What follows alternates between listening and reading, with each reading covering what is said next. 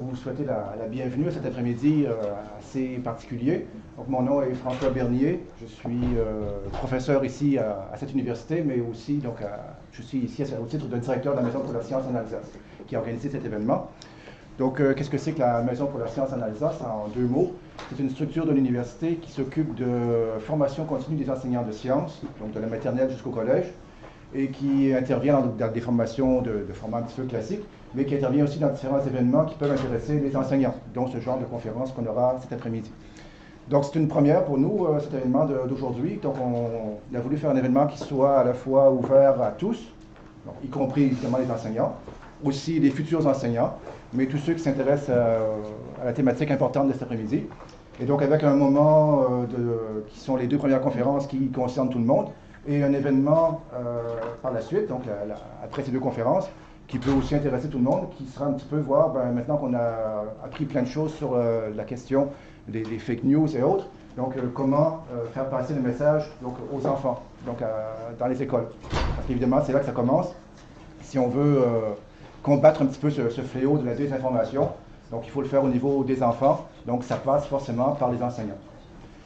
Donc cette question, je te disais, elle est extrêmement importante, la question de la désinformation, des fake news, donc il y a plusieurs noms différents, mais nos invités vont mieux les définir que moi-même. Si quelqu'un veut croire que, pour prendre un exemple très banal, que Michael Jackson n'est pas mort, finalement ça n'a que très peu de conséquences dans la vie de tous les jours. Mais si, comme on a vu aux informations hier, la fausse information sur des enlèvements d'enfants a comme conséquence qu'il y a des représailles sur des gens qui n'ont rien fait, on arrive dans des questions qui sont quand même de très grande importance pour la société. Donc c'est là que s'intéresse beaucoup la Maison pour la science, c'est-à-dire de faire en sorte que les futurs citoyens soient un petit peu mieux armés pour faire face à ce déluge de fausses informations. Et donc par les deux invités qu'on a aujourd'hui, donc d'essayer de mieux vous préparer à ceci. Donc je n'en dirai pas plus. Si vous voulez savoir qu'est-ce que c'est que la Maison pour la science, vous allez sur un moteur de recherche quelconque et vous tapez Maison Sciences Alsace et vous allez trouver toutes les informations, vous allez voir qu'est-ce qu'on fait. Et donc pour maintenant, je vais passer la parole à Mme Annabelle Kremer, qui est la personne qui a effectivement organisé tout ceci avec l'aide de l'équipe de la Maison pour la science, que je remercie parce que finalement c'est moi qui ai fait le moins de choses dans toutes les organisations.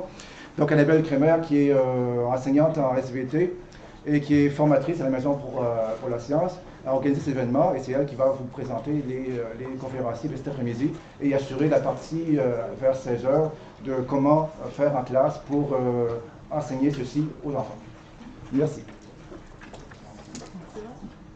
Bonjour à tous et puis merci d'être venus nombreux quand même. Alors juste un petit sondage dans la salle. Qui vient du monde de l'éducation ici, de l'enseignement?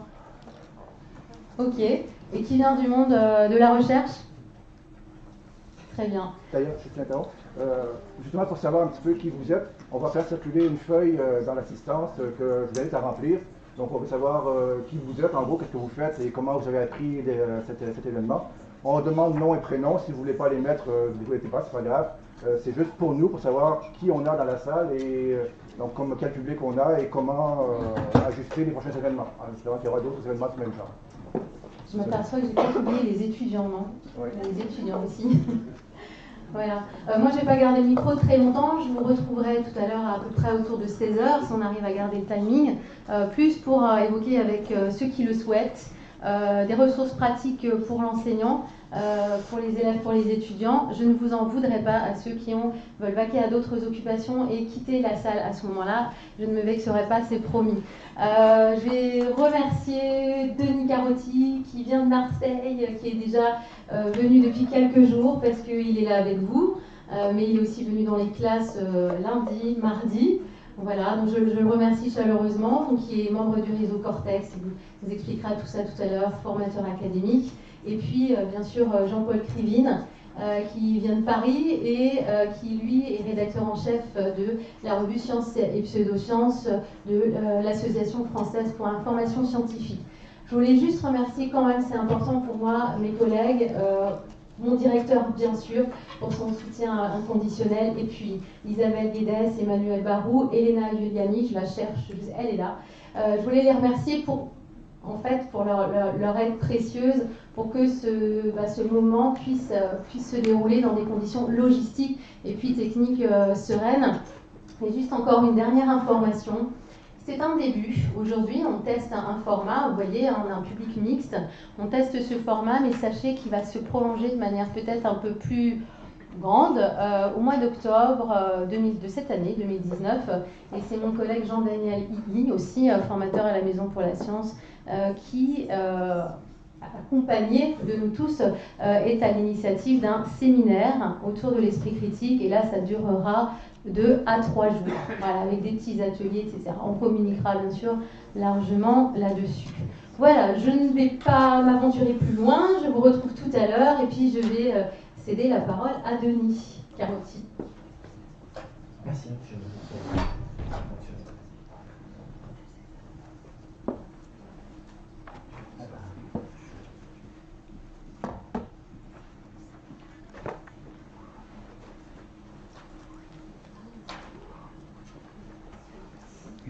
C'est bon. On peut passer ça. C'est puis... Merci. Bien, allons-y. Bonjour à toutes et à tous.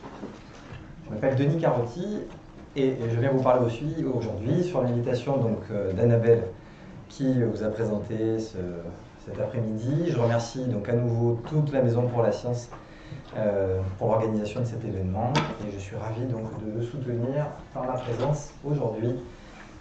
Ravi d'être avec vous et j'espère qu'on pourra discuter de ce dont je viens vous parler. Alors, qui suis-je? D'abord, juste rapidement, je suis prof de physique, chimie à la base, dans un collège et lycée. Mais je n'ai plus d'élèves là depuis 1 an et demi, puisque je suis déchargé par le rectorat d'Aix-Marseille pour assurer des fonctions de formation, des formations pour les enseignants dans les collèges et lycées, mais également aussi des formations de formateurs. Le groupe que je pilote, qui s'appelle Esprit Critique et Sciences, avait pour objectif de former justement d'autres collègues pour assurer des formations sur toute l'académie, mais pas que, parce qu'en fait dans notre groupe on a aussi accueilli des formateurs de plusieurs académies, donc de Lyon, de Montpellier, de Paris, de Nice, ce qui nous a permis d'avoir un groupe assez varié, un groupe Esprit Critique et Sciences qui paradoxalement, ou au contraire pas du tout paradoxalement, accueillait des professeurs de lettres, des professeurs documentalistes, des professeurs de philosophie, des professeurs d'SVT, des professeurs de physique. Bref, une variété en fait, de personnes qui avaient pour dénominateur commun la méthode d'investigation, qu'on appelle science en général, ou l'esprit critique, ou l'autodéfense intellectuelle, ou la zététique, et c'est de ça dont je vais vous parler aussi. J'ai une dernière casquette qui m'amène aussi, dont je vais parler un petit peu au début, c'est la partie recherche, parce que je conduis aussi en même temps un doctorat qui s'intéresse à l'évaluation et la formation donc, des enseignants. Est-ce que ça marche? Qu'est-ce qu'on peut dire de ça? Est-ce que ça peut s'évaluer? Et puis est-ce qu'on peut donc mesurer une certaine efficacité que ces formations auraient? Alors, enfin, et donc quand même, je suis là aussi pour ça, vous parlez du réseau et du collectif, donc, qui a été fondé en 2010 par plusieurs collègues, donc le collectif Cortex, collectif de recherche transdisciplinaire, Esprit Critique et Sciences, qui est tout simplement un réseau de personnes, professeurs, enseignants, formateurs, enseignants-chercheurs, qui, d'une manière ou d'une autre, produisent des ressources pédagogiques sur la thématique Esprit Critique et Sciences. Et elles les partagent avec nous.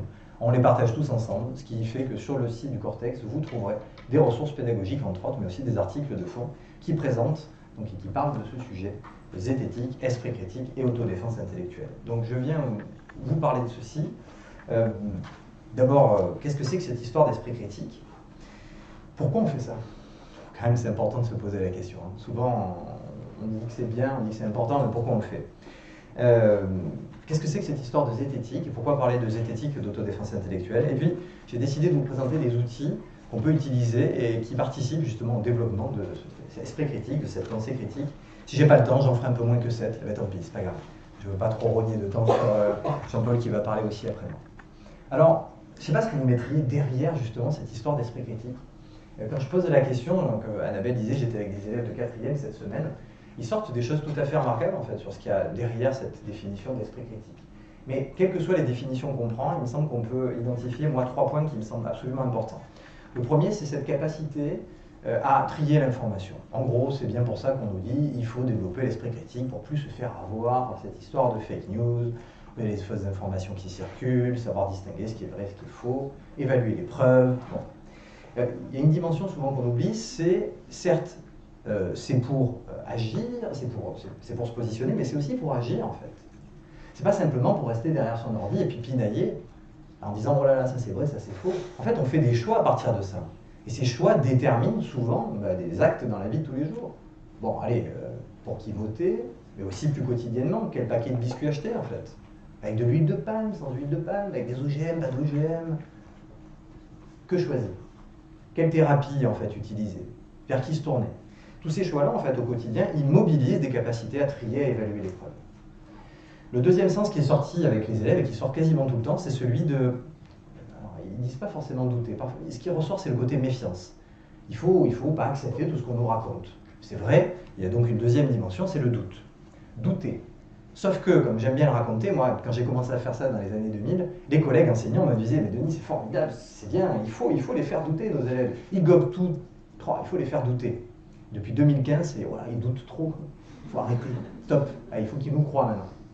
Et donc, j'aime bien citer Poincaré, ça fait toujours bien, on pourrait dire ça ce soir si vous ne connaissiez pas la citation. Il dit que douter de tout ou tout croire, ce sont deux solutions également commodes qui nous dispensent de réfléchir. C'est vrai, la crédulité totale, évidemment, à bannir. Mais en même temps, aussi douter de tout le temps. Qui doute de tout le temps? D'une certaine manière, je vais retourner les choses en vous disant que douter, c'est aussi être capable de faire confiance. Il n'y a pas de doute, en fait, sans confiance. Il faut bien s'asseoir sur quelque chose, des bases avec lesquelles on vit. Et ce doute, en fait, amène donc à se poser la question de la méthode qui va nous amener justement à ce que je disais au début, à trier et à faire cette évaluation d'épreuve.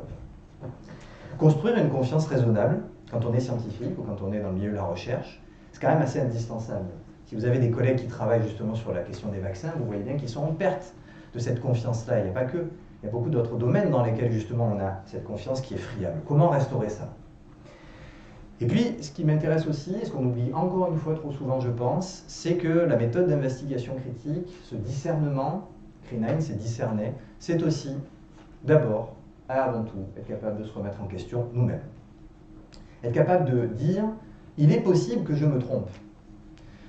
Quand on vous demande si vous croyez quelque chose, si vous êtes à un curseur de 0 à 100, si vous dites tout le temps 100, parce que c'est bien raisonnable en fait. 100, ça veut dire, c'est sûr, à 100%, ça ne peut pas être autrement.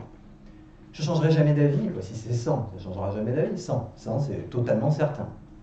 Il me semble que c'est le contraire en fait de ce doute raisonnable, de ce doute comme méthode, de ce doute qui n'est pas une fin, et qui au contraire doit nous amener à fabriquer et à bâtir des connaissances solides. Alors, je vous le disais comme ça, questionner ces certitudes, il me semble que c'est aussi une des dimensions parfois oubliées, mais ô combien nécessaire de la pensée critique. Ah, j'avais oublié. Et oui, le ministère de l'Éducation nationale nous a apporté son lot évidemment, de conseils et de manières de faire. Alors pour ceux qui ne connaissent pas, rendez-vous sur le site EduSchool. Et donc ça c'est une infographie de Jérôme Grondeux, qui a été mise en forme par les collègues du ministère, mais qui avait été pensée par l'inspecteur général d'histoire-géographie, Jérôme Grondeux. Alors je vais m'en moquer un peu, vous allez voir, mais parce qu'il le fait avec Malice aussi. Il dit voilà, c'est ça qui a changé le monde, hein, c'est ce truc-là. Alors vous voyez peut-être pas tous les détails, mais en gros l'idée c'était de définir l'esprit critique comme deux choses, à la fois des attitudes et des capacités. Donc sur le fond bleu, écrit en blanc, vous avez les capacités, on devrait tous être capables de, et donc pour nos élèves aussi, leur apprendre à s'informer, évaluer l'information, distinguer les faits des interprétations, confronter les interprétations et les évaluer. Très bien. Mais ce n'est pas que ça. Il y a aussi un certain nombre de savoir-être, d'attitudes. Et là, vous avez sur le fond orange, curiosité, modestie, lucidité, écoute et autonomie. Alors évidemment, j'ai mis un petit smiley pour rigoler, c'est que ça ne nous dit pas vraiment comment il faut faire. En fait. Comment s'y prendre avec les élèves? Qu'est-ce qu'on peut mobiliser pour développer tout ça? Parce que finalement, ce qu'a écrit là Jérôme Grondeux, c'est une chose assez importante, c'est qu'il a pioché dans la littérature scientifique sur le sujet. Oui, on a des ressources qui ont été produites et qui continuent de l'être en permanence, essentiellement dans le monde anglo-saxon. Le critical thinking, c'est l'équivalent de l'esprit critique dans le monde anglo-saxon, et on a un certain nombre d'infos qui viennent, et je pense que c'est important de les partager, au-delà de ces deux dimensions, capacité et attitude. D'abord, un truc qui peut sembler paradoxal, mais que je voudrais vraiment pointer du doigt.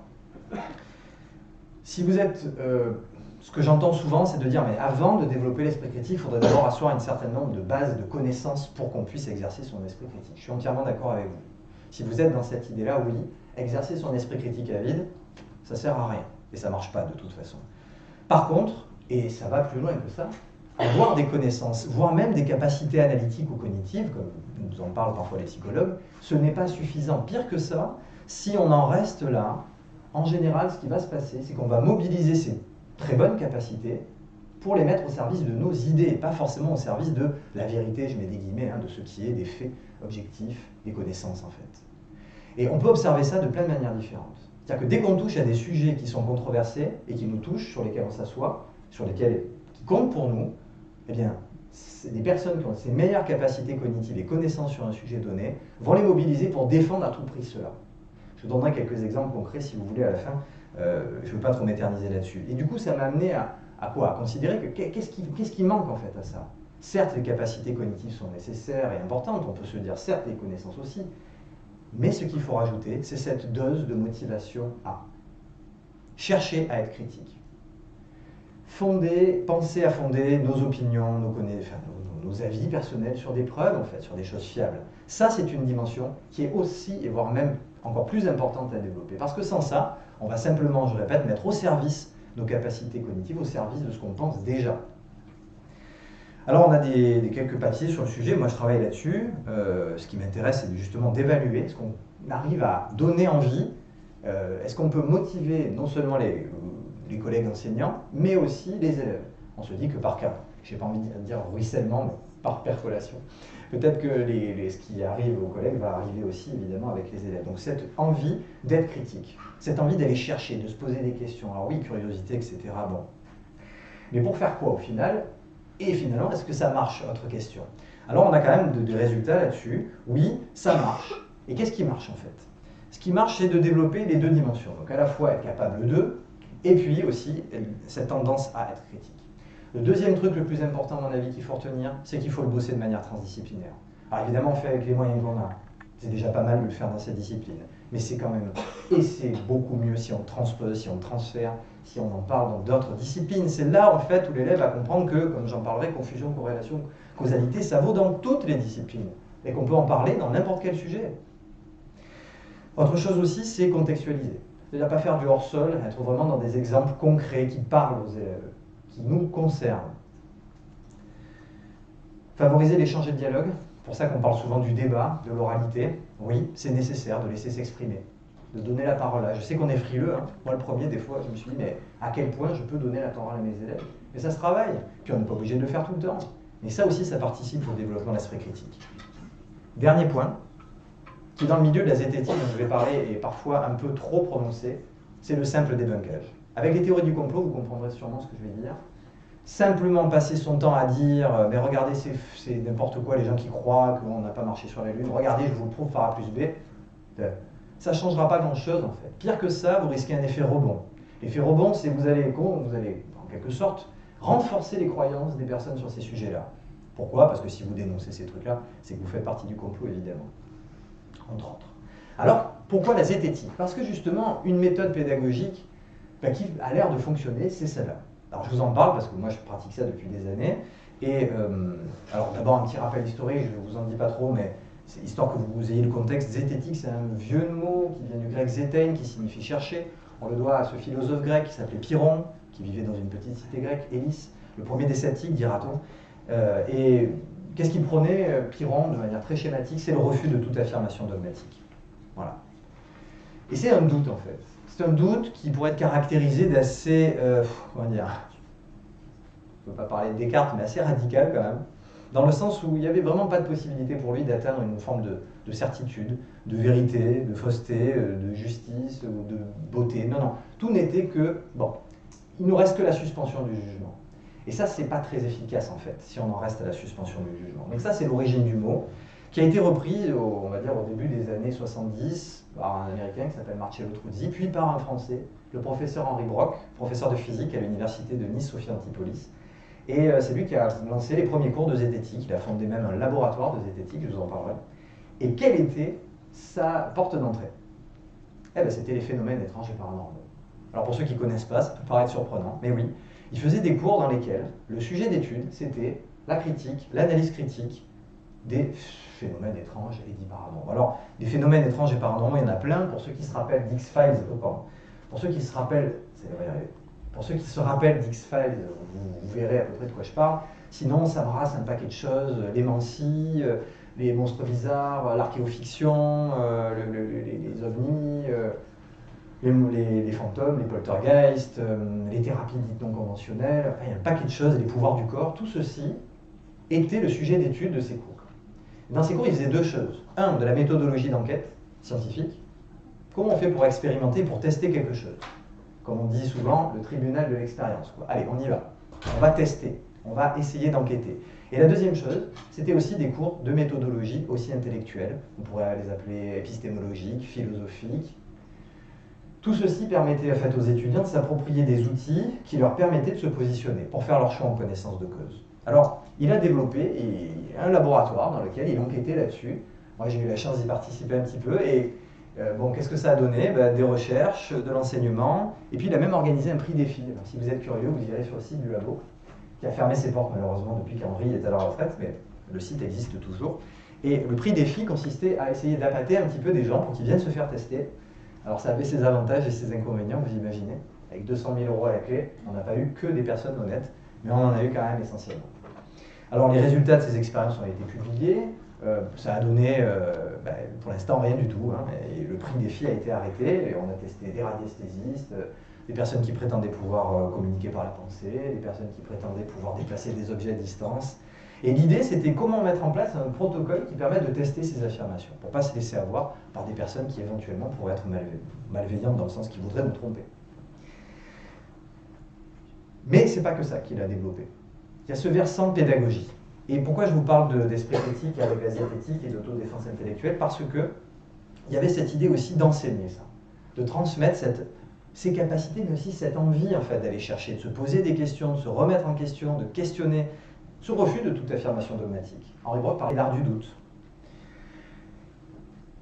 Quel est le fondement en fait, de tout ça au final? C'est en grande partie des notions d'épistémologie. Et ce n'est pas un gros mot. Moi, j'ai eu rien de tout cela dans ma formation de physicien. Mais qu'est-ce que c'est formidable de développer cette capacité à avoir du recul sur une question aussi bête que pourquoi on sait ce qu'on sait? Qu'est-ce que c'est qu'une connaissance? Qu'est-ce qui fait la différence entre science et pseudoscience? Est-ce qu'il y en a? Comment on fait la différence? Parce que se confronter à ça, c'est bien plus complexe que de dire et de rejeter comme ça d'un revers de main avec une autorité « Oh, l'astrologie, c'est n'importe quoi, c'est pas une science. » Vas-y, mais pourquoi en fait? Quelles sont les raisons qui amènent à penser que ça ne l'est pas? Et comment on peut l'établir? Parce qu'on peut l'établir, mais c'est pas si simple que ça, c'est ça que je veux dire. Alors cette pédagogie à l'esprit critique, cette autodéfense intellectuelle, si j'avais qu'un seul bouquin à vous conseiller, ça serait celui-là, un petit cours d'autodéfense intellectuelle de Normand Maillargeon, qui fait une synthèse, même s'il date de 2005, elle est encore tout à fait pertinente. Il parle d'autodéfense intellectuelle parce qu'il parle de cette enquête, il parle de cette démarche épistémologique, il parle de cette envie d'exercer cet esprit critique, et il le fait en disant et en le soulevant bien, vous serez peut-être... vous n'aimerez peut-être pas ce terme d'autodéfense intellectuelle, mais de toute façon, il n'y a pas de mot parfait. Dans esprit critique, il y a esprit. Dans pensée critique, on ne fait que critiquer. Dans autodéfense intellectuelle, on se bat. Eh bien oui, mais d'un certain côté, oui, on se bat contre les informations. Oui, on se bat aussi contre des choses qui peuvent et qui veulent parfois aussi nous influencer, et parfois nous manipuler. Donc oui, il y a cette idée-là, mais paradoxalement, j'en dirai un mot à la fin, l'idée, c'est pas de dire ce qu'il faut penser, en fait. Vous voyez que là, on est un peu dans une ambiguïté. Hein. Vous ne dites pas ce qu'il faut penser, mais vous dites que d'une certaine manière, il y a un peu des méthodes qui marchent. Alors, ouais. Non, l'idée, c'est de donner cette envie de cultiver cette curiosité méthodologique, d'exercer ce recul. Et ça, sans forcément, l'idée, c'est pas d'aller embêter les gens. Hein. C'est pour soi aussi qu'on le fait. Je parle de rationalité, de vertu épistémique. Je voudrais en dire un mot parce que ça me semble important. Quand j'ai parlé d'attitude, moi, ma deuxième spécialité, c'est cet aspect philosophique un petit peu. J'ai creusé cette idée de vertu épistémique. Ça paraît un mot compliqué, mais en gros, qu'est-ce qu'on met derrière en fait? Vous allez voir que c'est tout à fait éclairant en fait quand on parle comme ça. Il me semble que développer cette humilité, cette ouverture d'esprit, c'est nécessaire en fait si on veut tendre vers cet horizon qui est pratiquer l'esprit critique. C'est pas simplement qu'être capable de mobiliser des compétences. C'est important, mais c'est pas ça. Si vous ne donnez pas envie de le faire, personne ne le fera. Et puis si vous donnez envie de le faire, mais d'une manière peut-être qui ne va pas, une collègue à moi que j'apprécie beaucoup, elle me dit, bah oui, si tu apprends à tes élèves à débusquer les arguments fallacieux, c'est très bien, mais qui ne te dit pas qu'ils vont s'en servir après pour manipuler les autres? Je fais, ah ouais, c'est vrai. Du coup, il faut aussi accompagner ça de cette espèce quand je parle de vertu, c'est-à-dire de se dire, ce qu'on forme aussi, c'est une manière de faire qui tend à être vertueuse dans le plus noble sens du terme. Je vous ai mis quelques exemples, curiosité, j'en ai parlé. Un courage intellectuel, moi j'aime bien cette idée fondée sur la raison. Je pense que Jean-Paul en parlera aussi, c'est ce qu'on défend aussi, c'est que la raison est un outil qui nous permet de nous défendre intellectuellement.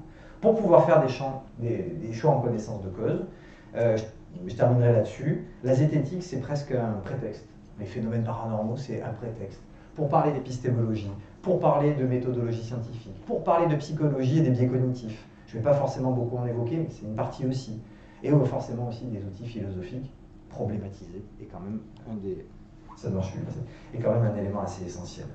Et les champs en fait qu'on va étudier, moi il me semble que c'est ça qui devrait résonner pour tous. C'est cette idée qu'on n'en reste pas aux pseudosciences. Non. Utilisation et distorsion des chiffres, analyse des statistiques, des graphiques dans les médias. Combien de fois on voit ces graphiques mal faits? Est-ce qu'ils nous influencent? Est-ce qu'ils nous manipulent? Les thérapies alternatives aussi, je vous ai parlé des choix, mais dans notre quotidien, c'est bien ça. Ça nous touche concrètement dans la vie de tous les jours, c'est les choix qu'on va faire. Vers qui se tourner, vers qui se soigner. Les théories du complot, les collègues de SVT connaissent bien la problématique des créationnismes. Pareil, là aussi, comment distinguer idéologie, science, connaissance. Bon sang, c'est pas si facile que ça des fois. L'analyse des discours, j'ai parlé des raisonnements. Faire de l'argumentation. Développer des outils qui parlent en fait de ce que c'est qu'un raisonnement. Évidemment qu'on le fait dans certains de nos cours. Est-ce qu'on insiste vraiment dessus? Qu'est-ce qu'un bon raisonnement et comment débusquer les sophismes? Travailler sur l'analyse et la critique des médias. Évidemment, là, l'éducation aux médias et à l'information a toute sa place. Et avec les collègues professeurs documentalistes, ici, il y en a une qui vous parlera tout à l'heure, notamment Catherine, ce qu'elle fait et ce qu'ils vont faire avec leurs élèves. Voilà, ça rentre dans ce cadre-là. J'imagine qu'il y en a d'autres, peut-être ici encore. La partie sur l'éthique et la philosophie morale est aussi assez pertinente. Je vous le dirai comme ça. Est-ce qu'il est possible de fonder, avec la raison, des choix moraux? Quand on nous dit que dans nos cours, vous savez, dans les prescriptions des compétences référentielles, des compétences du métier d'enseignant, on doit transmettre les valeurs de la République. Mais on doit les transmettre de manière dogmatique ou on doit les construire avec les élèves? Est-ce qu'il est possible de raisonner sur ça? Moi, je prétends que oui, et que la philosophie morale nous y aide. Et puis l'essentialisme, revenir sur les discriminations. S'il y a des collègues d'histoire, la pseudo-histoire. Alors nous, on a les frères Bogdanov, on va dire en physique, hein. Et puis il y a Laurent Deutsch en histoire. Les collègues d'histoire se reconnaîtront. Je dis juste un mot là-dessus. Je ne peux pas le développer parce que c'est vraiment un sujet à part, mais je vous renverrai vers cette idée pour arriver à faire ça, il faut contourner une partie du fonctionnement qu'on a tous, qui a été analysée par les psychologues cognitivistes, qui est les systèmes de pensée, qu'on appelle aussi système à deux voies, donc, qui a été développé notamment par Evans, mais aussi on va dire un peu plus connu par Kahneman et Tversky, dans un bouquin qui est assez connu maintenant, hein, Système 1, Système 2, les deux vitesses de la pensée, et qui essaie d'expliciter une chose, donc je le dis rapidement, mais on a des manières de penser qui sont des raccourcis, des heuristiques, c'est ce qu'il appelle le système 1, fiabilité incertaine, mais qu'on utilise dans la vie de tous les jours, un système de tâches de fond qui traite tout ce qu'on fait dans la vie de tous les jours. On ne calcule pas toujours, on n'est pas toujours en train de réfléchir, d'analyser tout ce qu'on nous raconte. On réagit, si je vous dis 2 plus 2, vous dites 4, vous n'êtes pas en train de compter avec vos doigts. Et puis il y a un deuxième système, analytique, qui prend du temps, à la fiabilité beaucoup plus certaine, mais donc qui est long, et qu'on mobilise vraiment, en général, quand on est intéressé, quand on a envie de se pencher sur une question, quand c'est complexe. Si je vous dis 17 x 34, moi, je ne suis pas sûr qu'il y ait tout le monde qui arrive à le faire tout de suite, mais il y en a peut-être. Et ce qui a été développé aussi par Olivier Houdet, c'est ce système 3, qui a l'interface en fait entre les deux, qui me semble assez pertinent et qui là parlera peut-être aux enseignants, aux futurs enseignants. C'est l'idée de qu'est-ce qu'on apprend aussi. Le système 2, on l'apprend à l'école. Raisonner, se questionner, problématiser, tout ça c'est fait. Le système 1, lutter contre ces biais en fait assez rapides, ces raccourcis, un peu moins. Ça se travaille. Mais un élément qui est peut-être moins travaillé, c'est cette capacité à sentir le piège. Ce système 3 qu'il appelle, qui va inhiber nos réponses rapides, qui va nous faire sentir, vous savez, quand on vous pose une question, vous dites il y a un piège, je vais réfléchir, je n'ai pas la bonne réponse, hein, mais je ne vais pas tomber dedans. Développer ça, je pense que c'est apprendre cette capacité à inhiber, à résister, hein, comme il le dit. Je pense que c'est une piste assez intéressante. Je ne la développerai pas, mais je vous renvoie vers ces travaux qui parlent des systèmes 1 et système 2. Alors, quelques outils. Ça va vous paraître bizarre, mais ce n'est pas un outil que je vous présente au début, c'est presque un outil d'analyse, enfin, je ne sais pas comment l'appeler. qui me pose souvent problème, que ce soit en formation avec les élèves ou dans mes discussions avec les gens. Quand on est face à un débat, il y a plusieurs types de questions qui s'affrontent. Et ces questions, souvent, quand on les mélange, c'est là où, à mon avis, on passe à côté d'une discussion argumentée, saine, certes complexe, mais un peu plus saine. Le registre, premièrement, descriptif, celui des faits. Ce registre-là, autant vous le dire tout de suite, à part qu'il doit y avoir des spécialistes dans la salle, mais en fait, moi, je ne suis pas spécialiste de tous les sujets, et je m'en remets donc à des gens dont c'est le métier de me dire, finalement, bah voilà, qu'est-ce qu'on a, qu'est-ce qu'on a dans cette théorie scientifique-là, qu'est-ce qu'on a comme fait, qu'est-ce qu'on a comme connaissance, voilà, qu'est-ce qu'on a là, la description. Comme le dit souvent un collègue, vous fermez les yeux, il est quasiment certain que la Lune soit là, vous voyez, ça ne dépend pas de vous, ça c'est comme ça. Mais ce qui se percute avec, c'est le registre, alors que j'ai appelé de manière très générale le registre politique, celui qui mélange des questions éthiques, des questions économiques, des questions sociétales, des questions légales. Quand on mélange les deux, c'est là en fait où on a c'est là où en fait on se prend les pieds dans le tapis. Pourquoi? Parce que souvent on va prêter justement à la science, parce que c'est souvent comme ça qu'on l'appelle, des velléités à basculer dans le registre politique. Or c'est bien deux choses différentes. Quand je parle de science, je parle de la démarche d'enquête, celle qui permet de produire des connaissances, qui ne dépendent pas de nous, qui sont objectivables le plus possible. Et cet horizon de produire des connaissances, évidemment, qui peuvent être remises en question, c'est un horizon qui est différent du choix de société. Alors je vous ai pris 2-3 exemples. Je vous ai dit par exemple sur le bio. Typiquement quand je discute avec des gens, il suffit de dire que tu es scientifique, en fait, et là ça... Mais c'est des questions différentes. Celle-là par exemple, si je vous dis manger bio est-il meilleur pour la santé? C'est une question qui rentre dans le registre descriptif. Vous avez, je suis désolé de vous le dire, vous n'avez pas votre avis à donner là-dessus. C'est pas nous en fait les spécialistes, c'est des gens dont c'est le métier d'enquêter sur ces questions-là. Et ils enquêtent, et ils cherchent, ils nous donnent des résultats. Et puis ça progresse, et puis on se trompe, et puis on recommence. La même question quand je vous dis, les produits bio contiennent-ils des pesticides? Voilà, c'est une question factuelle. Qui devrait l'être en principe, si elle n'est pas entachée de conflits d'intérêts, évidemment. Ça, c'est le côté politique. Qu'est-ce qui fait que ces résultats peuvent être entachés parfois? Et évidemment que c'est déjà arrivé. On fait le pari que cet équilibre qu'il existe entre des gens qui produisent des connaissances et des gens qui les vérifient, qui les reproduisent, arrive à tamiser justement tout ce qui va nous rester, qui va nous arriver, nous, à nos oreilles. Alors vous le savez, pour le glyphosate, par exemple, ce qui arrive à nos oreilles, c'est un peu différent de ce qu'on a dans les connaissances scientifiques. Et c'est bien là le problème. Parce que ce mélange quoi, en fait? J'aurais pu mettre le glyphosate, c'est la même chose. Des questions de type politique, c'est ça. Faut-il manger bio, en fait, à tous les repas? Quoique celle-là, elle pourrait être presque de l'ordre du factuel. Quoique. Si on vous dit que manger bio à tous les repas, ça vous donne 10 ans d'espérance de vie en plus, est-ce qu'il faut le faire? C'est une question éthique, ça. C'est vous qui allez faire votre choix. Vous savez, comme cloper, en fait. Vous savez que vous allez perdre 10 ans de vie, selon la consommation que vous en avez. Eh bien, vous faites bien ce que vous voulez. Bon, vous voyez que la question est plus compliquée que ça, parce que du coup, vous allez avoir des répercussions sur nous aussi. Eh oui, parce que si vous êtes malade, tout le monde va avoir payé pour vous soigner. Eh oui, c'est un choix personnel qui impacte sur la société.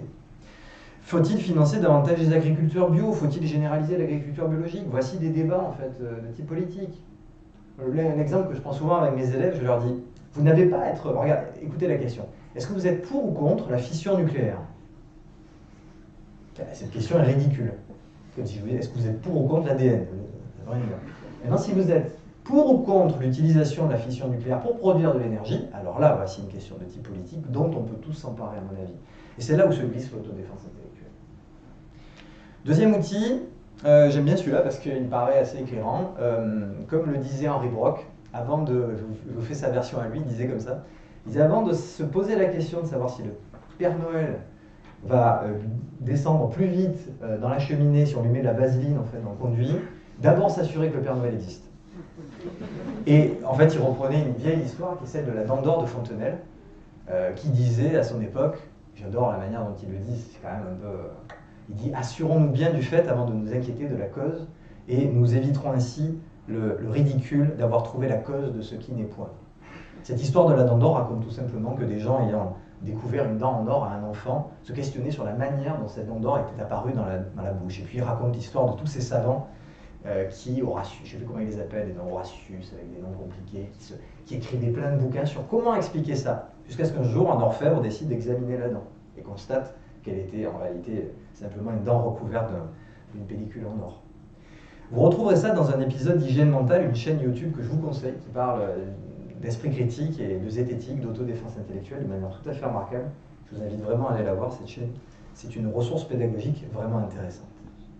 Pas de visite en Alsace sans discussion autour des cigognes. Alors, là en plus c'est un exemple historique, donc je vais le prendre. Oui, ne pas confondre corrélation-causalité est sans doute un des biais qui nous amène le plus souvent à interpréter les choses de manière erronée. La technique que je vous propose, elle est simple. C'est une pédagogie de base. Prenez des exemples simples, puis transposez-les à des exemples plus complexes. C'est évident ce que je vous dis là. Mais vous allez voir beaucoup plus facile de discuter du contenu dont je vais parler après avoir vu ça. Alors oui, le nombre de naissances et le nombre de cigognes dans les villes d'Alsace ou dans une ville, peu importe, est corrélé. Bon, de là à dire que les cigognes apportent les bébés, vous voyez bien qu'il y a un pas qu'on ne franchira pas, je pense. Vous n'êtes pas trop superstitieux ici. Mais moi non plus. Et Henri Brock appelait ça l'effet cigogne. Pour se rappeler de manière mnémotechnique un petit peu, c'était une manière de s'en rappeler. Il disait oui, une corrélation n'est pas toujours signe d'une causalité. Alors, distinguons plusieurs cas. Je vous dis peut-être des choses évidentes, mais ça vaut toujours mieux en disant, comme on dit. Effectivement, peut-être que les cigognes apportent les bébés. Mais peut-être que les bébés apportent les cigognes. La deuxième chose, c'est peut-être qu'en réalité, il existe ce qu'on appelle une variable de confusion. Peut-être qu'il y a une troisième cause qui va expliquer l'augmentation de cigognes et le nombre de naissances. Peut-être qu'en fait, il existe plusieurs variables de confusion d'ailleurs.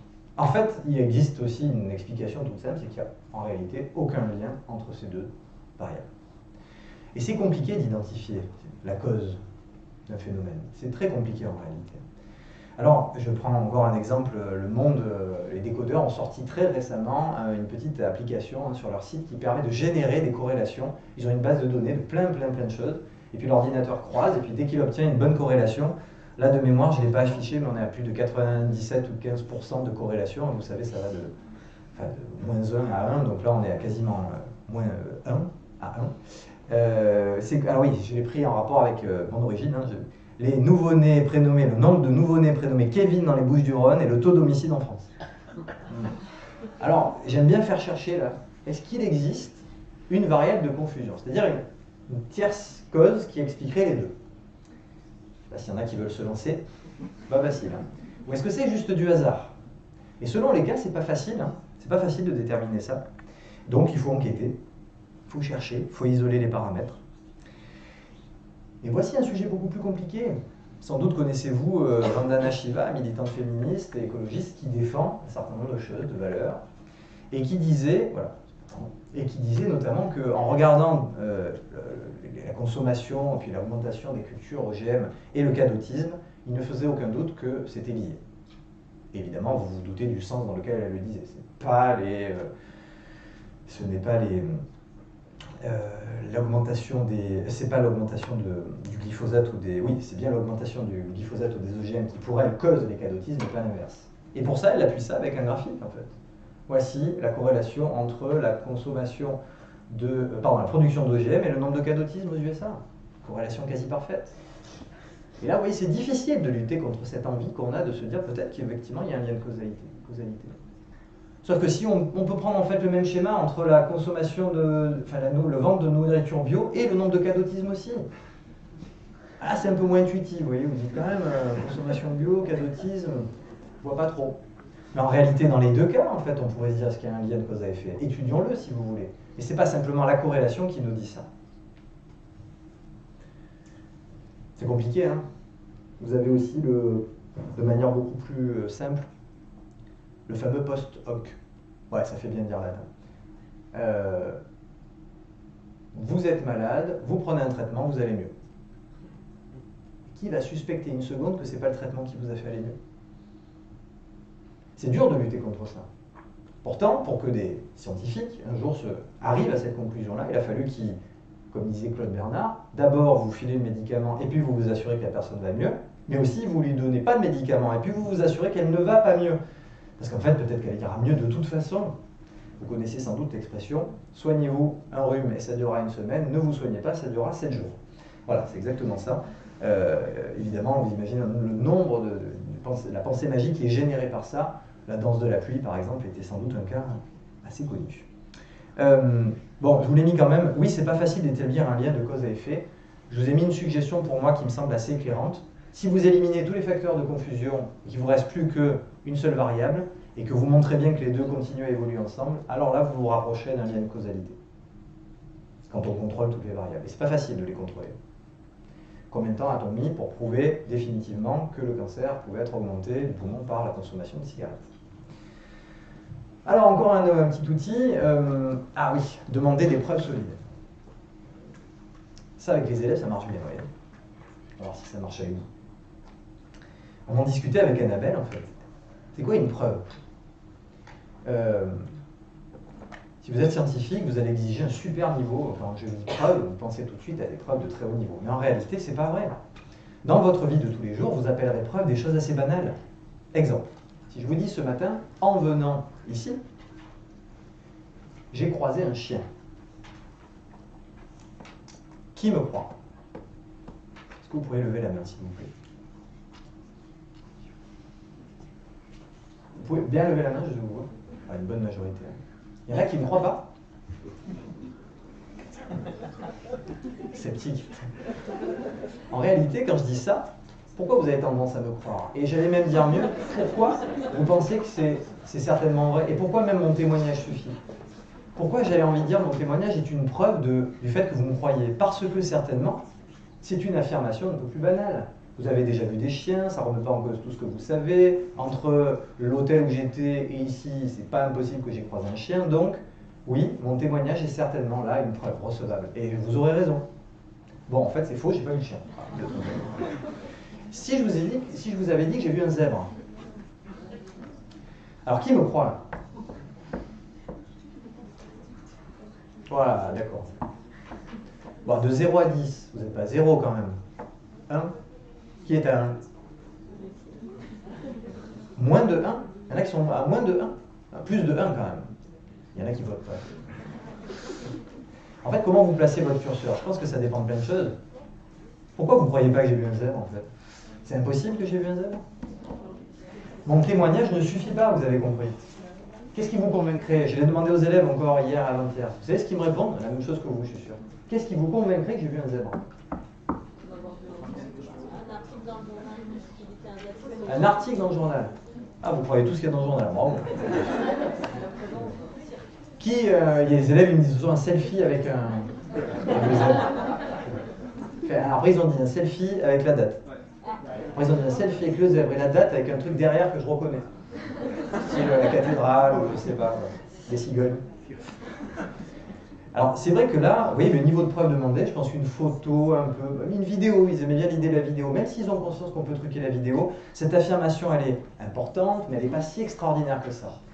Et évidemment, si je vous avais dit que j'ai vu une licorne, je pense que là, une photo, une vidéo, un article dans le journal, Alors j'ai demandé à Annabelle hier ce qui la convaincrait. Réfléchissez à ce qui vous convaincrait qu'effectivement, j'ai bien vu une licorne, une vraie, hein, pas dans le sens une peluche, l'animal licorne. Qu'est-ce qui vous convaincrait que je l'ai vu? Si vous dites rien, de la voir. pourquoi pas, de la voir, de l'examiner. Je pense qu'il y a le côté, il faut qu'on la voie, quoi. Il faut qu'on la tripote, qu'on lui regarde si c'est pas une fausse corne qu'elle a. Donc il faut faire ça. Et vous avez raison, et j'aime bien cet adage un peu zététique, c'est comme disait Henri Brock, une des règles un peu qu'on essaie de retenir. Une affirmation extraordinaire, encore faut-il s'entendre sur ce que ça veut dire, nécessite quand même des preuves solides.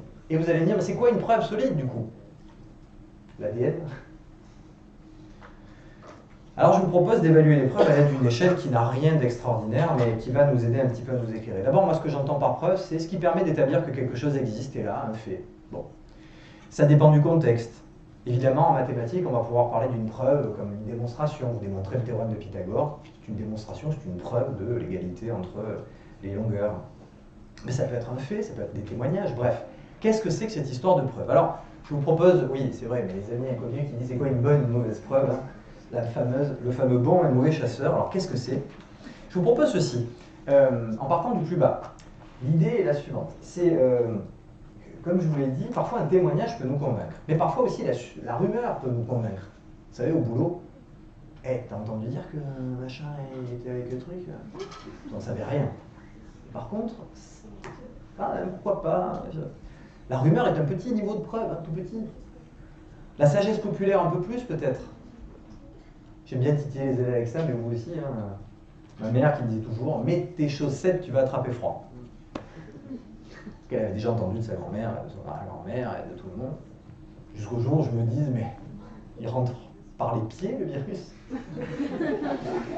Là, non. Alors, renseignez-vous si vous voulez. Je vous invite à chercher, c'est intéressant de voir est-ce que le froid joue sur le rhinovirus ou pas, est-ce qu'on développe plus de symptômes, etc. Il semblerait que non, hein. C'est vraiment, il faut que vous ayez le virus, et le froid n'a quasiment aucun effet là-dessus. Alors c'est désagréable d'avoir froid, mais vous n'attraperez pas froid. Hein. Cette expression est un peu bizarre. Le témoignage, je l'ai mis un peu au-dessus parce que un témoignage, c'est quelqu'un qui vous dit en face qu'il a vu quelque chose, il vous rapporte qu'il a vu le chien, le zèbre. C'est difficile. Il faut lui dire en face, tu me mens. C'est difficile de dire à quelqu'un, tu me mens, ou je te crois pas. Je ne sais pas si vous le faites souvent. Hein. Notre expérience personnelle est sans doute la barrière la plus difficile à franchir. Je l'ai vécu. Ah, c'est arrivé. Alors là, c'est typiquement à la fin d'une conférence. À chaque fois, il y a quelqu'un qui vient qui me dit, mais vous savez, moi j'ai vécu ça. Je fais, mais dans mon échelle de preuve, c'est important, c'est un indice, mais ça ne suffit pas. Ce fameux témoignage personnel, cette expérience personnelle, pardon, qu'on essaie de développer. Alors je sais qu'il y a des collègues ici qui le font. Les illusions d'optique, c'est parfait ça. Montrer à quel point on est faillible. Ça marche hyper bien. L'expert. L'expert, c'est qui? L'expert, c'est qui? C'est des gens dont c'est le métier de vous dire des choses sur un sujet que vous ne connaissez pas. Alors vous allez me dire, il y a des experts, c'est des charlatans. C'est vrai. Il y a des gens aussi, les enseignants, ce sont des experts du domaine qui sont censés retranscrire les connaissances qu'on a, qui arrivent, non pas de Dieu là-haut, mais des chercheurs, hein, et donc du milieu scientifique évidemment, et on transmet ça en essayant de se tromper le moins possible. Et puis j'ai mis des pointillés parce que le métier de scientifique, qu'on soit historien, anthropologue, philosophe, non pas philosophe, qu'on soit biologiste, physicien, bref, je pourrais décliner tous les champs de la recherche. Ce métier-là consiste à essayer de se tromper le moins possible quand on dit des trucs sur le monde qui nous entoure. Essayer de se tromper le moins possible. Essayer de justifier au mieux que ce qu'on raconte n'est pas entaché d'erreurs et de biais. Voilà, à mon avis, un des objectifs. Et ces gens-là, ils peuvent se tromper. Ces gens-là peuvent commettre des erreurs. Ces gens-là peuvent mentir. Mais le filtre qui est exercé par la publication, c'est pas parfait la publication scientifique. On est les premiers à critiquer ça aussi. Mais pour l'instant, c'est ce qui marche le mieux en fait, pour essayer d'établir au-delà de tout doute raisonnable ce qu'on appelle les connaissances scientifiques. Waouh, c'est puissant ça. Et ça ne veut pas dire qu'on explique tout. C'est pas une histoire de scientisme. Hein. C'est de dire là, on a un niveau de preuve qui est assez élevé. Alors je vous montre un exemple. Oui, j'ai oublié. Et moi, du coup, je vous proposerai de placer votre curseur, comme je l'ai dit là. Vous voyez, 0, pas du tout fiable, ou pas du tout d'accord, et puis 10, j'y crois, c'est certain. Oui. Par exemple, je me renseigne sur les coupeurs de feu. J'enquête. Et je tombe sur le site de Doctissimo. Silence dans la salle. Si vous n'êtes jamais allé voir Doctissimo, allez-y. Doctissimo, qu'est-ce que c'est Doctissimo? Niveau de preuve quasiment le plus bas, c'est des témoignages. Voilà, je suis tombé sur celui-là par exemple. Il date en plus, hein, mais peu importe. Et donc la personne qui raconte ce qu'elle a vécu. Et là, vous en avez des centaines de témoignages. Je ne dis pas que ça ne vaut pas. Je dis qu'en termes d'échelle d'épreuve, je relativise. Et là, mon curseur, je ne sais pas, pour l'instant, je le mettrai à... Attends, des gens qui prétendent être capables de faire disparaître les brûlures, enfin je ne vais pas rentrer dans les détails, mais vous savez, soit en récitant un secret, soit en imposant les mains, c'est quand même extraordinaire comme, vous voyez, comme affirmation. Donc je vais demander un peu plus que ces témoignages. Autre exemple. Ah, je suis tombé sur professeur Daniel Serin, médecin cancérologue. Alors vous voyez, ça remonte un peu dans mon échelle. Expert. Bon, après je lis l'article. Alors, comment il le sait que ça marche? Ben, j'ai lu, hein. Aujourd'hui, les statistiques mondiales établissent, bon blabla, les coupeurs de feu, ça marche dans 80% des cas. J'ai des tas de patientes qui ont recours. Témoignage. Témoignage. Alors, en plus, il fait ce faux dilemme, hein. Soit elles sont toutes folles, soit il se passe quelque chose que je suis incapable d'expliquer. Non, il y a une troisième alternative. Hein. Il y en a une. Donc oui, là, on est encore face à un témoignage. Ok, il fait de la cancérologie. Et bah, ça remonte un peu mon niveau de preuve. Ça me donne envie peut-être d'aller enquêter. Alors, j'ai pris un autre sujet pour terminer, pour vous montrer à quel point ça pouvait... comment je place mon curseur. Là, par exemple, je cherchais sur les effets du café. Et quand je parlais de café, est-ce que c'est bon ou mauvais, je tombe sur cet article du Temps. Et je vois écrit une importante analyse de la littérature scientifique, enfonce le clou, blablabla. Alors là, on me parle de Revue de littérature scientifique. C'est pas mal déjà. Ça veut dire qu'on est en train d'aller chercher un peu plus haut. Et dans le texte, qu'est-ce qu'on me dit? Alors déjà, vous avez écrit ici, là, vous ne voyez pas, mais on peut cliquer dessus, ça m'amène à l'étude en question. On cite ses sources, je peux y aller, je peux aller vérifier si j'ai envie de me taper les 150 pages de la revue. Mais surtout, il y a ça qui me décrit que c'est une université qui regroupe des médecins, des nutritionnistes, des oncologues, des épidémiologistes. Ça me rassure un peu. Et qu'est-ce qu'on me dit? On a 127 méta-analyses basées, blablabla, une sorte de méta-analyse ou de super-étude. Je ne dis pas qu'ils ont forcément raison, ces gens-là qui prétendent affirmer des choses avec l'étude. Mais en termes de niveau de preuve, voilà une manière moi, de placer mon curseur. Je vais me dire, voilà, on commence à se rapprocher d'un niveau qui a essayé d'éviter tous les biais possibles pour essayer de conclure. Voilà comment je m'y prends et comment j'essaie de transmettre ça. D'ailleurs, si vous êtes curieux, j'ai joué à ce jeu-là. Vous voulez répondre à des questions de santé? Allez voir la collaboration Cochrane. Des gens, en fait, dont c'est le métier de faire ces revues systématiques de la littérature. Pour nous, ils écrivent des résumés en français. On peut le lire et comprendre. Je l'ai fait pour la brosse à dents électrique. Ouais, je sais, ça n'a pas trop d'intérêt, mais qu'est-ce que vous voulez que je vous dise? Je voulais être sûr que ma brosse à dents électrique, c'était pas un biais que je m'étais fait moi-même. En changeant de brosse à dents, je m'étais dit, est-ce que vraiment c'est la brosse à dents électrique qui fait que mon dentiste est content? Ou est-ce que c'est moi qui passe juste 3 minutes, en fait, au lieu de 1 heure? Eh bien, il semblerait, j'ai lu, que la revue systématique de la littérature tend vers, il y a une efficacité spécifique de la brosse à dents électrique. Yes, j'ai pas perdu 60 €. Enfin, bref. Allez, pour terminer, j'ai encore 5 minutes ou pas? 43, c'est bon? Ah oui, j'aime bien cette idée, en fait, de penser à l'envers. Et là, on parle d'un biais cognitif qui est assez connu. J'appellerais non pas le biais, mais peut-être les biais de confirmation, qu'on peut définir comme ça, cette tendance qu'on aurait, qu'on a tous, quand on est face à une information, quand on est face à un certain nombre d'informations, à filtrer celle-ci, avec quoi? Tout simplement une grille qui correspond à ce qu'on pense déjà. Traduisez, ne passe à travers ce filtre, essentiellement, ou que des informations qui confirment ce que vous pensez déjà. Alors vous imaginez le piège, en fait. Je prends souvent cet exemple de ma situation personnelle. Alors je suis plutôt de gauche, et je suis abonné au Monde diplomatique. Pour ceux qui ne connaissent pas, je vous assure, lisez le Monde diplomatique. Si vous êtes de gauche, vous ne trouverez quasiment que des choses qui flattent ce que vous pensez déjà. C'est parfait. Alors je lis, c'est très bien. Et tout. Mais des fois, je me pose la question. Je suis convaincu d'un certain nombre de choses. Pas à 100%, hein, vous avez compris. J'essaie d'être à 99%. Mais est-ce que c'est là où je vais trouver en fait, de quoi progresser dans mes connaissances? Parce que si ces gens-là ne font que flatter les choses qui me plaisent, jamais ça va attaquer en fait, des parties de ce que je crois. Les meilleurs pour faire ça, c'est qui? Les gens qui ne pensent pas comme moi. Bon, ouais, il faut que je m'abonne au Figaro. Alors, au Figaro. J'ai rien contre le Figaro, je vous rassure, j'en rajoute un peu, vous avez compris. Mais du coup, qu'est-ce que je perds en fait à aller regarder le Figaro? Peut-être du temps, mais en fait pas tant que ça. Si je lis le Figaro, soit ils ont des arguments qui sont pourris, et à ce moment-là, mes connaissances ou croyances se renforcent, ils ne sont pas arrivés à les fissurer. Par contre, si eux, ils trouvent des arguments qui peuvent me convaincre, eh bien, j'aurais gagné quelque chose. Je me débarrasserai de choses qui sont erronées, et j'aurais gagné quelque chose à nouveau. Je ne vous cache pas que c'est difficile. Je ne dis pas qu'il faut aller écouter tout ce que raconte Alain Soral en permanence sur les femmes. Oui, pour ceux qui connaissent, je pensais. Bon. Cela dit, entendre la critique, je pense que c'est éviter de tomber dans ce biais de confirmation. Et pourquoi j'ai dit les biais? Parce qu'il y a la deuxième tendance qui est non seulement filtrer, mais non seulement aller chercher. Aller chercher, ça veut dire, concrètement dans un moteur de recherche, taper des mots-clés qui vont confirmer ce que vous pensez déjà. Le classique, vous voulez savoir comment un mot s'orthographie, vous le tapez mal, et souvent il sort mal, parce qu'il y a plein de personnes qui l'écrivent mal, donc c'est écrit comme ça, et puis vous le confirmez. Alors vous auriez tapé l'autre version orthographique, et puis vous auriez eu une autre confirmation. Alors il faut aller voir un dictionnaire, vous avez compris, c'est mieux. Mais quand on veut faire vite, rappelez-vous, heuristique rapide, raccourci rapide, on peut se contenter de ça. Chercher à confirmer donc, c'est une tendance qu'on a, et essayer de s'en débarrasser, c'est tout sauf facile. J'en parlais encore aux élèves, je leur disais, mais vous pensez qu'Emmanuel Macron est gay? Tapez Emmanuel Macron n'est pas gay. Bon, l'exemple n'est pas formidable. Vous pensez que l'homéopathie ça fonctionne? Tapez l'homéopathie ça fonctionne pas. Bon, en ce moment en plus ça va, il y a plein de ressources sur ça. Mais c'est ça en fait l'idée, oui, c'est essayer de toujours penser contre soi. Ça ne veut pas dire qu'il faut faire ça tout le temps, on va devenir fou sinon, évidemment. Pourquoi je dis ça? Parce que quand je parlais d'épistémologie, typiquement, vous voyez là, si on était en formation, je prendrais du temps pour vous parler de Karl Popper. Pourquoi? Parce que ça me plaît. Pas pour faire de l'épistémologie, mais comme le dit Annabelle ou Guillaume Lecointre,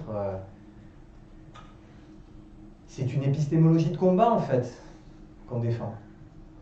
De combat, qu'est-ce que ça veut dire? Je ne suis pas un spécialiste de l'épistémologie. Et ce que je sais, c'est que comprendre ce qu'a dit Popper dans la vie de tous les jours, moi ça m'aide. Qu'est-ce qu'il a dit grosso modo? Il parlait des théories scientifiques. Il disait que pour qu'une théorie, rentre dans le giron des sciences, il fallait qu'elle puisse accepter, en quelque sorte, qu'elle propose des manières d'être réfutable. Oui, il faut qu'on puisse trouver un moyen de la réfuter si jamais c'est possible. Si elle est immunisée contre toute forme d'argumentation ou de preuve, elle ne rentre pas dans ce champ de l'analyse scientifique. Pourquoi? Prenez ça dans la vie de tous les jours. Vous êtes convaincu à 100% de quelque chose. Moi, je suis convaincu du contraire. Ça sert à quoi de discuter l'un et l'autre? S'il n'y a rien qui peut vous faire changer d'avis, ni vous ni moi. Comment faire progresser les choses en discutant si personne n'est capable d'accepter peut-être d'avoir tort? Rappelez-vous ce que j'ai dit au début. Et voilà l'épistémologie là en fait. Se rendre compte que cette faillibilité qui est dans nos propos, elle est l'essence même de la pensée critique. Sans ça, pas de débat. Pas de débat, allez je vais faire une envolée lyrique, pas de démocratie. Bah, c'est pas faux je pense. Pas de démocratie si on n'accepte pas de confronter, de dire ouais, vous imaginez un débat politique? Oh Emmanuel, bravo, tu m'as convaincu, je change de parti politique. Jamais ça arrive. Et ça arrive peut-être pas parce que le champ politique est parfois, oui, cet îlot d'idéologie, c'est pas négatif ce que je dis, est sans doute immunisé contre toute forme de réfutation. C'est presque axiologique, on a nos postulats de départ, on n'en démord pas, et rien en fait ne pourra les attaquer. Et je pense que c'est pas si mauvais que ça peut-être parfois, parce que c'est grâce à ça qu'on entreprend des choses, qu'on arrive à conduire des combats, c'est vrai. Mais si on les entreprend la tête baissée, en permanence, toujours en train de se dire qu'on a raison, vous imaginez la faille dans laquelle ça peut entraîner? On racontait l'histoire de Lysenko, si vous ne connaissez pas, voilà, le lysenkisme, je pense que c'est une belle histoire, ou une tragique histoire de cet endoctrinement idéologique dans lequel on s'est enfermé, l'URSS, pendant des années, qui a produit, vous savez, conséquences de problèmes sur la population notamment, et sur les sciences soviétiques aussi, évidemment. Alors oui, voilà une question que j'aime bien poser quand je démarre, quand je sais que j'ai aussi 1 heure devant moi. C'est je suis prêt à discuter avec toi, je suis prêt à changer d'avis, et toi? Est-ce qu'il y a des arguments qui pourraient te convaincre que tu as tort? Voilà une manière de conduire ce que certains appellent des entretiens épistémiques. Ce n'est pas des entretiens simplement pour... Vous savez, quand on débat, souvent, il faut se poser la question, on débat pourquoi? On débat pour convaincre l'autre? Regardez comme c'est beaucoup plus intéressant au contraire. Je débat pour en apprendre davantage sur mes idées. Ça change tout en fait. Et puis je voulais terminer par un petit test. Surprise. Pour ceux qui connaissent, jouez le jeu s'il vous plaît, ne dites pas de voix. Voici 2 textes. Totalement fiables. Ou pas. Si vous deviez placer votre curseur de je suis sûr que celui de droite ou de gauche, c'est quelque chose de tout à fait sérieux, allez, 10 sur 10, c'est totalement fiable.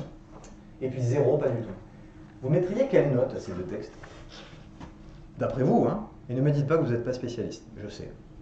Il y en a peut-être qui le sont. Vous mettriez quoi comme note? Et là, on tombe que sur des experts. Un exemple est nul. Ah, zut, il manque un... Waouh, il manque oméga ici, c'est oméga 0. Ça a disparu.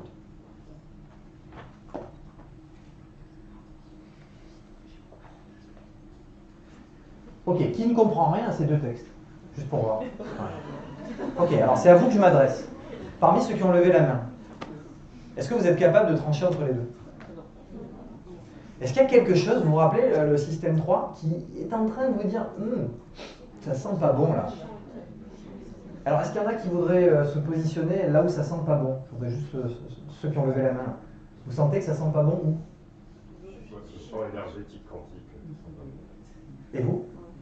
Moi, c'est moi le jargon. Je vous dis que ce n'est pas parce qu'il y a une terminologie spécifique qu'on me raconte des choses de vie. Alors dans lequel du coup? Dans les 2, puisque je n'arrive pas à distinguer. Dans les 2. Et qui vote pour celui de droite? Ce jargon pareil, bizarre. Il y en a? Ouais. Pas qui vote, dans le sens, je pense que c'est du... Je m'éloigne de l'article. Ok. Bon, allez, ça c'est... Oh, ça a dû... Hein, tu en as fait un article un peu au moins une fois, le bracelet Power Balance? Hein? Ouais, il y a eu une partie là-dessus. Oui, le bracelet Power Balance, le bien nommé. Peut-être que vous l'avez eu une fois aussi, un jour. Ce bracelet qui prétendait comme ça développer effectivement vos capacités énergétiques quantiques d'une certaine manière, parce qu'il entrait en résonance avec la fréquence du corps humain, oméga 0 égale 2,3 Hz. Ok. Alors, et oui, on peut être impressionné par ce langage. Et ce que je voulais vous faire sentir, c'est qu'à moins d'être physicien, physicienne ou être spécialiste du sujet, c'est difficile de faire la distinction. Et donc, s'entraîner à inhiber là, cette réaction peut-être de « waouh, c'est compliqué, donc ça doit être profond, donc ça doit être sans doute sérieux », c'est pas facile en fait, surtout avec ce verbiage scientifique. À gauche, pseudo-scientifique. Pourquoi pseudo? Pseudo parce que c'est typiquement une imposture intellectuelle, où on va utiliser des mots qui sont définis dans un champ donné pour les attribuer à un champ qui n'a absolument rien à voir. Et faisant comme ça, on va donner un certain prestige à ce qu'on veut vendre, le bracelet, 60 € le bracelet, je crois à l'époque, 50, 60. Ah ouais. Oui, à droite, c'est la résonance magnétique nucléaire. Alors, Henri Brock appelait ça l'effet paillasson. Alors c'est rigolo parce que je m'en rappelle comme ça moi aussi. Il disait, vous n'avez, ça s'appelle l'effet paillasson, parce que vous n'avez, je vous le fais avant, vous n'avez jamais essuyé vos pieds sur un paillasson. Non, ne me dites pas oui. Non. Vous n'avez jamais essuyé vos pieds sur un paillasson. Vous comprenez pourquoi? Ben oui, vous avez essuyé vos chaussures sur le paillasson. Ah ouais, c'est pareil, d'accord. Mange ton assiette, finis ton verre, lire un Zola. Bon. Tout ceci, en fait, n'a à être une fine lame. Vous n'êtes pas une fine lame. La salle applaudit. Ça n'applaudit pas, c'est vous qui applaudissez. Alors, les collègues de français vous diront « Oh, mais ça, c'est une métonymie !» Et vous aurez raison. Métonymie, l'a bien nommé. Effet paillasson, donc désigner une chose ou un objet par, en réalité, un mot qui se rapporte à autre chose. Voilà. Alors, il a appelé ça l'effet paillasson. Alors, je vous ai mis une manière que je n'ai pas trouvé mieux, et je pense qu'on n'a pas mieux, détecter en fait dans des discours lorsque tous ces mots s'enchaînent, ou une partie. Alors on y va. Énergétique, hologramme, résonance, champ vibratoire, onde, magnétisme, quantique, fréquence, vibration, et maintenant le mot neuro. Si vous faites de la neuroformation, alors vous êtes au top. Tout ce qui est neuro, c'est hyper agréable. Je vous le dis, pour la maison, pour la science, allez-y, envoyez du neuro. Et je vous montre un petit extrait de la vidéo d'hygiène mentale, une autre, qui parle de ça. Vous entendez, justement, on va écouter un personnage qui se sert de son vocabulaire. C'est pour vous mettre, comment dire, en application. Il introduit la notion de imposture intellectuelle, dont il présente de très nombreux exemples, et qu'il définit plus ou moins comme l'utilisation abusive de vocabulaire scientifique, de notions mathématiques, de théories sans en comprendre le sens, pour tenter de justifier des positions morales ou politiques, ou pour se donner une illusion de crédibilité. C'est une imposture au sens où l'objectif est de faire porter à son sujet le vêtement de la respectabilité, comme un déguisement, se faire passer pour ce qu'on n'est pas. 20 ans après l'affaire Sokal, des impostures intellectuelles, il y en a toujours, sous des formes un peu différentes, s'adaptant à l'époque. Je vais essayer de les décortiquer ici. Les thérapies quantiques sont un domaine en pleine expansion en ce moment. Ces nouvelles approches dans les thérapies alternatives sont de plus en plus présentes dans les congrès de parapsychologie ou les salons du bien-être et de l'ésotérisme. Moi, je vois dans ces mouvements pas mal de points communs avec les mouvements postmodernes. Par exemple. Écoutez. Ça, c'est la physique quantique qui nous a appris ça, effectivement. Depuis Max Planck, depuis les années 40, avec la théorie des cordes, qui a montré que l'atome, effectivement, c'était de la matière, c'était un corpuscule, mais au-delà de ça, c'était quand même avant tout une vibration. C'est en ça qu'on dit que le monde est illusion, parce qu'il y a une partie invisible qui est pourtant là, qui est présente. Et la physique quantique nous montre maintenant que tout ce qui est dans le visible a d'abord été fabriqué dans l'invisible. Si j'en viens à dire ça, c'est que donc, on est des êtres de chair, d'accord? Dans l'invisible, il faut savoir, et je sais que je collabore avec ça quand je suis en séance, il existe ce qu'on appelle des présences invisibles, qu'on peut appeler les anges, qu'on peut appeler les archanges, qu'on peut appeler différentes hiérarchies spirituelles ou angéliques, qui sont en fait des vibrations, qui sont des fréquences, des bandes fréquentielles, qu'on peut appeler pour nous aider dans notre vie. Les anges sont des bandes fréquentielles quantiques qu'on peut appeler pour nous aider dans notre vie. Et oui. Oui, l'utilisation. Alors évidemment, un des domaines dans lesquels c'est le plus grave, c'est quand on s'en sert pour soigner, et quand ça détourne évidemment des soins. Ça, on est dans les dérives thérapeutiques, ça existe malheureusement. Ça existe, c'est rare, mais ça existe. Et les collègues qui travaillent sur les dérives sectaires en sont les témoins principaux. Merci. Alors oui, j'insiste là-dessus, une imposture, elle se joue à deux. Celui qui crée l'imposture et celui qui l'accepte. Voilà pourquoi je pense qu'il y a là aussi un acte fort à dénoncer ça. À ne pas se laisser embobiner par ces discours qui prennent l'apparence de scientifique ou même de crédible. Un discours politique qui vous dirait, avec des phrases très creuses, quelque chose en fait, qui vous dit rien en fait en même temps. Et vous, j'imagine, vous voyez de quoi je parle. Il faut être deux. Ce discours a une apparence sérieuse, oui c'est vrai. On utilise des analogies souvent, vous avez vu les anges, les bandes fréquentielles, bon, voilà, on fait ces analogies. Et le jargon scientifique ou mathématique. Voilà. Il y a des ingrédients, les mots, la manière de présenter ça, de justifier, tout ceci devrait activer votre bullshitomètre, comme on le dit parfois.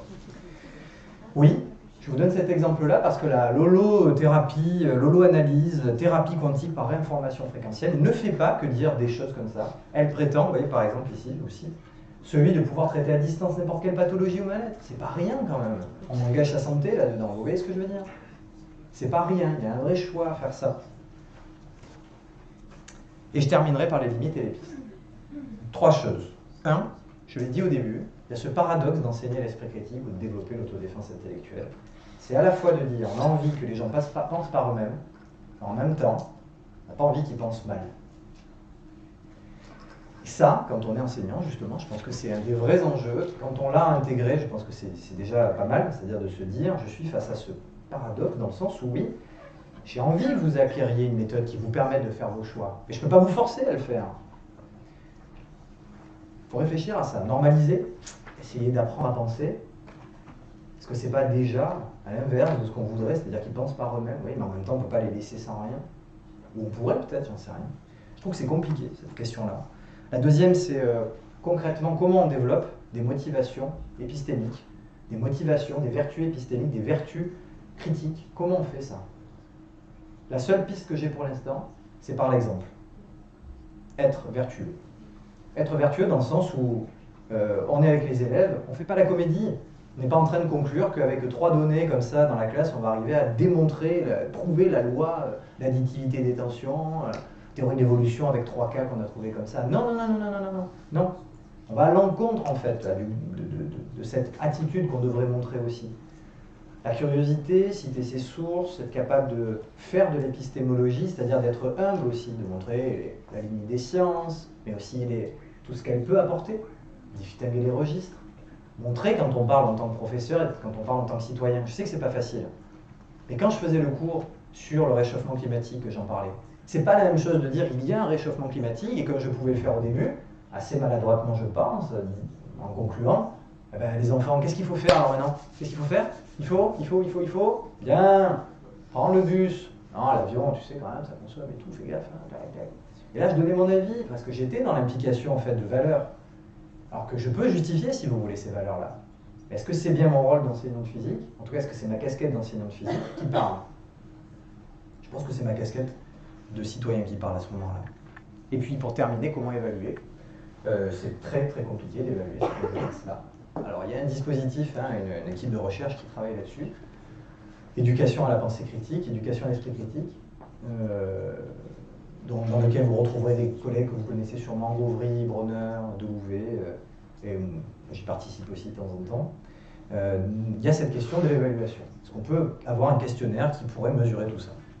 Dernière chose en conclusion, j'insiste là-dessus. Souvent, on considère que l'enseignement de la pensée critique, c'est développer ces outils, les arguments fallacieux, les biais cognitifs, apprendre à trier l'info, le qui, quoi, quand, où, comment, etc. Mais tout ça, c'est très bien, c'est nécessaire, mais ce n'est pas suffisant. Je m'engage, je vous le dis, je pense que ce n'est pas suffisant, je pense avec des bons arguments. Je pense qu'il faut aussi former à ce que j'ai dit, à cette attitude, à ces savoir-être, à ces vertus, à donner envie d'eux, à donner cette... Qu'est-ce qui fait qu'on fait tout ça, en fait? Qu'est-ce qui fait que tous les collègues qui sont là le font? C'est parce qu'il y a cette envie, en fait, de transmettre et de motiver à être. à être. Pas qu'à faire, à être aussi soi-même. Je terminerai par cette conclusion de Sébastien Charbonnier qui dit que former l'esprit critique, c'est avant tout transformer l'individu lui-même.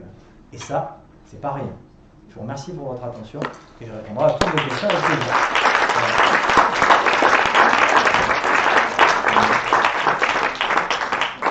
Merci beaucoup. Il y a effectivement du temps pour quelques questions, mais comme mon horloge quantique portable me dit, il est quand même 15h05, donc il faudra un petit peu limiter la période de questions. Oui. Merci pour cette conférence. Selon quand est-ce qu'il faudrait commencer à donner des formations sur l'esprit critique et par quel biais? Est-ce que ça serait, est-ce qu'il faudrait former les enseignants au collège ou au lycée, ou est-ce qu'il faudrait des gens spécialisés là-dedans qui viennent intervenir, ou on attend l'université, ou le doctorat? Alors, on ne sait jamais. Bon, pour l'âge, vous parlez du côté enfant.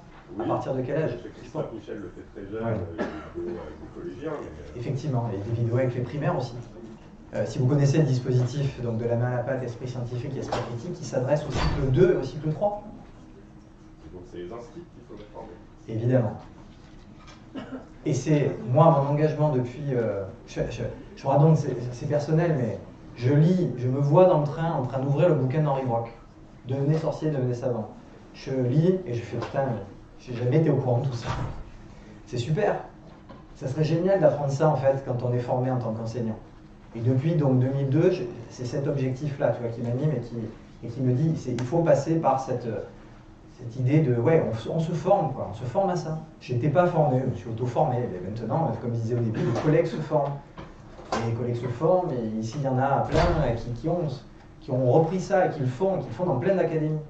Et qui le font avec une méthodologie qui est assez proche de ça. Donc ça fait plaisir de voir que ça a infusé. Donc oui, je pense qu'il faudrait passer par là. L'intervention, évidemment, d'autres personnes, elle est tout à fait pertinente aussi. Je pense qu'il faut y aller de tous les côtés. C'est un peu ce qu'on va discuter à 16h tout à l'heure, si ça vous intéresse. Ah ouais, vous verrez, ce qui se fait, ce qui existe déjà ici, c'est déjà formidable. Il y a d'autres questions? Oui. Si j'ai bien suivi, si je crois que la Terre est ronde, je vais sur Internet et je regarde l'inverse de ce que je pense. Et donc je tape, je pense que la Terre n'est pas ronde ou la Terre est plate. Et du coup, comment je fais? C'est-à-dire que quand on ne sait pas, enfin là je prends l'exemple là, mais voilà, on s'est dit, voilà, on pense quelque chose, donc il vaut mieux chercher l'inverse. Mais est-ce que du coup ça ne peut pas se retourner contre nous quand justement ce qu'on pense pourrait peut-être être juste? Ah oui, bien sûr. Mais comme je le disais tout à l'heure, lire le Figaro, c'est pas accepter tout ce qui est écrit dans le Figaro. C'est accepter de se confronter à des choses qui pourraient vous rendre mal à l'aise avec ce que vous croyez. Et quand je lis le bouquin des 200 preuves que la Terre est plate, ça me fait mal. Et je le lis parce que je me dis, est-ce qu'ils n'ont pas des arguments là pas qui pourraient me faire changer d'avis, mais en moins qui seraient quand même intéressants. Ouais. Je pense que c'est plus sain dans ce sens-là que de rester toujours enfermé dans ses convictions. Donc à choisir, je ferai le pari de se confronter à ce qui est pas avec des choses avec lesquelles on n'est pas d'accord. Et pas tout le monde est d'accord avec ça. Si je parle de politique, je parlais d'Alain Soral tout à l'heure. Waouh, oui, on touche à des sujets là. Est-ce que j'accepterais de me confronter à lui, au moins sur son avis sur les femmes, par exemple? Je ne suis pas d'accord. Il semble que oui. Il y a des choses qui sont, on va dire, scientifiques, de sciences dures, la Terre est plate, la Terre est ronde, etc.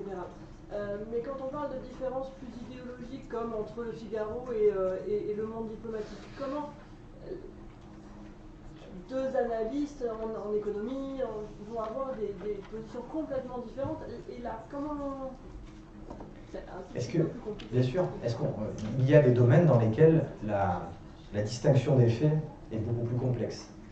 Alors, je ne vous remets pas là, je vous renvoie pas la faute, mais j'aime pas trop la distinction sciences dures, sciences molles pour une bonne raison, c'est que la méthode qui permet d'arriver aux conclusions, elle est parfois, et elle doit souvent être beaucoup plus rigoureuse dans les sciences humaines, parce que justement l'objet est plus mou et plus difficile à appréhender, donc être capable de, je sais pas, moi je fais des tests avec des collègues en psychosocial, c'est waouh, la méthode à laquelle il faut penser avant pour éviter tout ce qui peut arriver, toutes ces variables en fait, de penser à ce protocole-là, je trouve que c'est hyper rigoureux en fait en termes de méthode. Sauf que les conclusions qu'on dresse, on en parlait un petit peu avec Jean-Paul avant, c'est c'est vrai, c'est pas tranché, on n'est pas dans le 100% ou 0%. Et effectivement, en économie, je pense que là, l'exemple que vous prenez, c'est bien un souci.